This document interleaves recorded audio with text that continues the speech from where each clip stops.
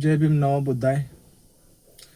क्रांतीची पहिली ठिणगी 1 जानेवारी 1848 ज्ञानाची द्वार पहिल्यांदा उघडी केली.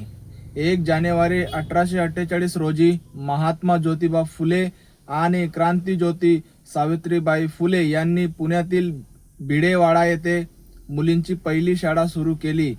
आज प्रत्येक क्षेत्रात पुढे असलेली मुलगी ही त्या भिडेवाड्यातील संघर्षाचं फळ आहे. नवीन वर्षाची खरी सुरुवात ही ज्ञानाच्या आणि क्रांतीच्या या आठवणीने सुरुवात करूया. थोर महापुरुषांचं नमन करतो. क्रांतीवीर सावित्रीबाई फुले, महात्मा ज्योतिबा फुले यांनी मुलींना पहिल्यांदा शिक्षणाचे द्वार सुरू केले. गोरगरिबांना शिक्षणाचं द्वार खुलं करून त्यांना उद्धार करण्यात खूप मोठा मौल्याचा वाटा आहे. जय भीम नमो बुद्धाय.